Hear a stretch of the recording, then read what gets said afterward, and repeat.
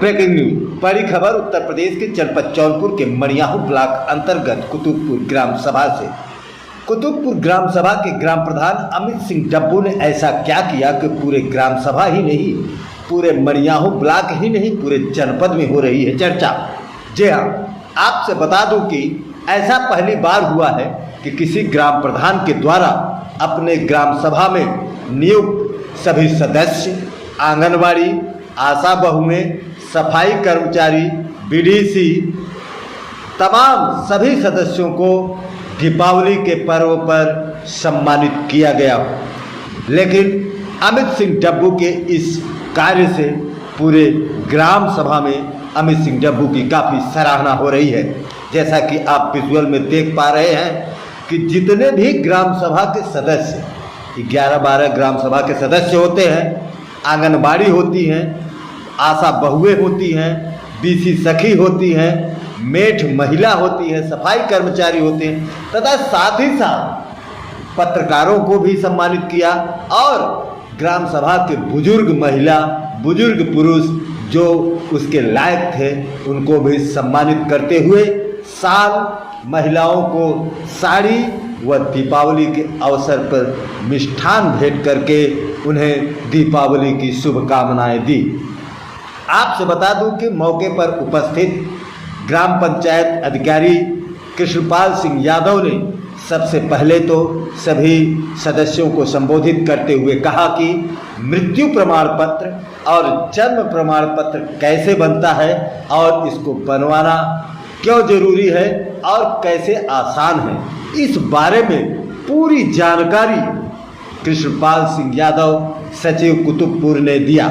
उसके बाद ग्राम प्रधान ने बड़ी ही बारीकियां से अपने ग्राम सभा के सभी सदस्यों को ये समझाया और ग्रामवासियों को भी ये समझाया कि आयुष्मान कार्ड कैसे बनवाया जाए। और मेरा तो बन गया, ऐसा कहने वालों की भी उन्होंने लतेड़ा, उनकी भी क्लास लगाई और कहा कि आपका तो बन गया, क्या आपके पड़ोसी का बना? इस पर आप जोर दीजिए। जब पूरे ग्राम सभा के जो उस योग्य हैं जिनका आयुष्मान कार्ड बनना चाहिए, अगर बन जाएगा उस दिन हमारा गांव एक आदर्श गांव होगा। उन्होंने कहा कि भारत सरकार ने दीपावली के अवसर पर सभी 70 साल के ऊपर महिला, बुजुर्ग, चाहे वो किसी भी जाति, धर्म, समुदाय का हो, उसको 5 लाख का आयुष्मान कार्ड बनवाने की योजना भी लागू हो रहा है।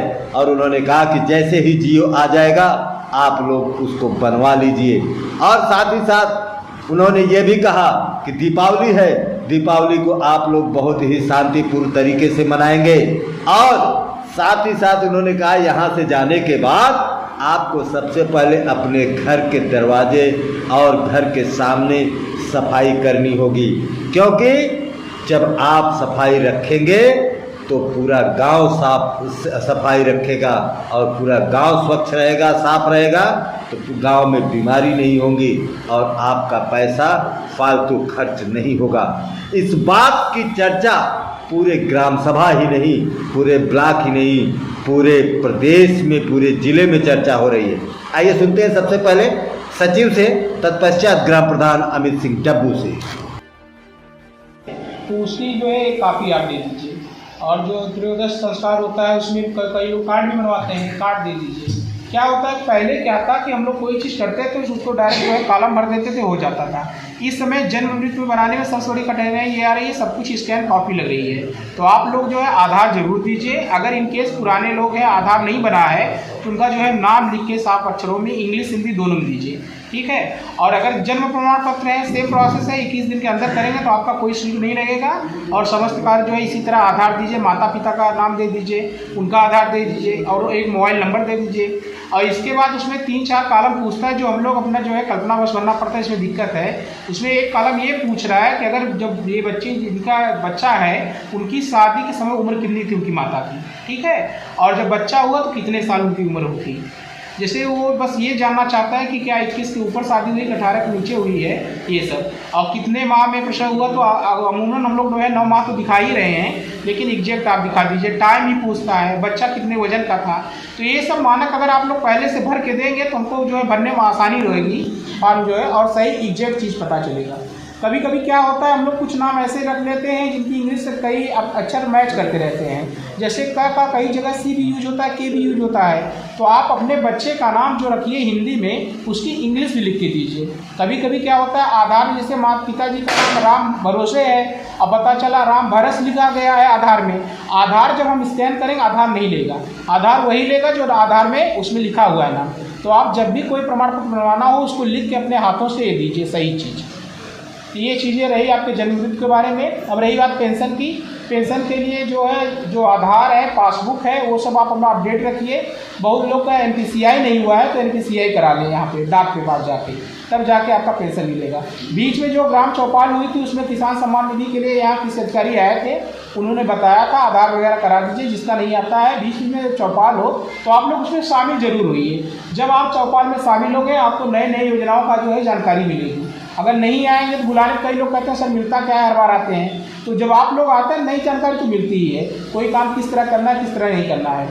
और जब चौपाल होता है उसमें आंगनबाड़ी आशा बहू बुलाई जाती हैं। तो यहाँ पे जो भी नागरिक हमारे आते हैं, आप लोग आंगनबाड़ी आशा बहू से उनके काम पूछ सकते हैं, क्या काम है, किस तरह किसको मिल रहा है कि नहीं मिल रहा है, ये जाती है कि नहीं जाती है, ये सब जानकारी मिलती है।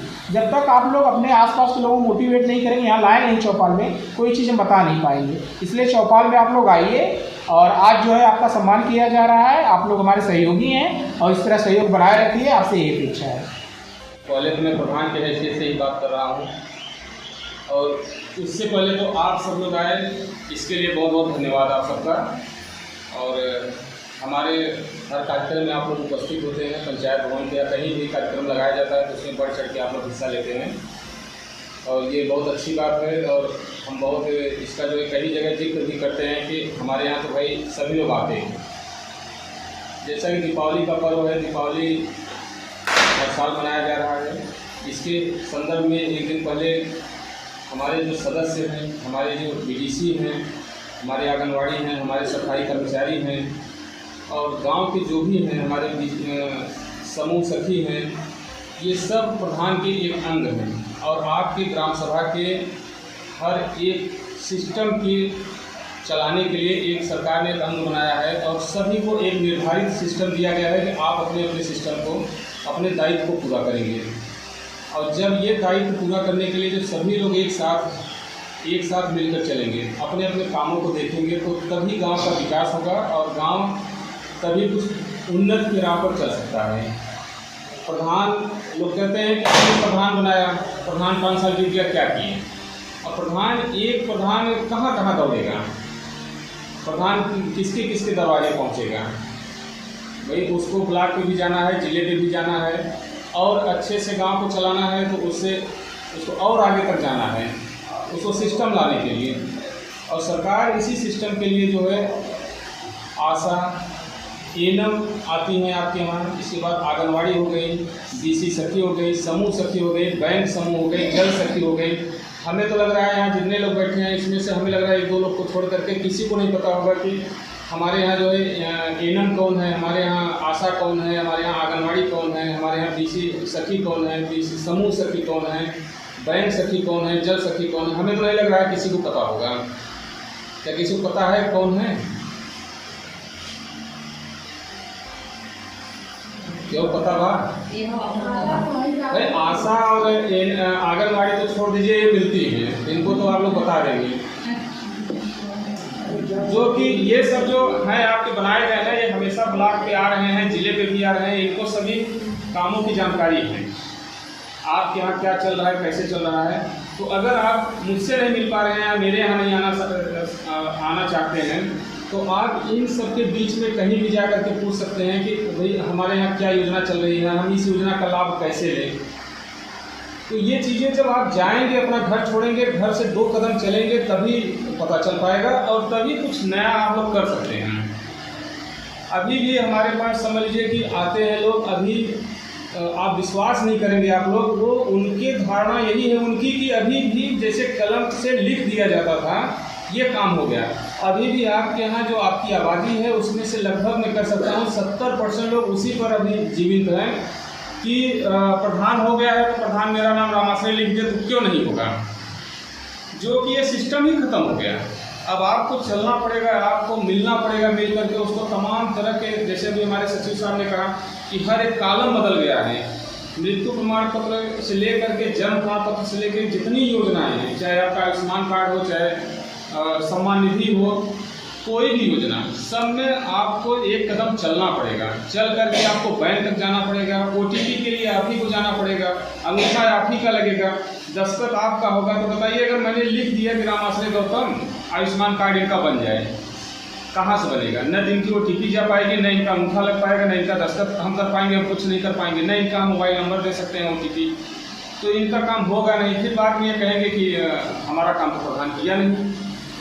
और जब हम मीटिंग बुलाते हैं तो सभी चीज़ों को इसीलिए बताते हैं। अभी तो भारत सरकार ने आप लोगों के लिए चालू कर दिया कल धनतेरस को एक नई चीज़ कि किसी भी जाति और किसी भी धर्म के हो 70 साल के ऊपर जितने हैं सभी का आयुष्मान कार्ड बनेगा।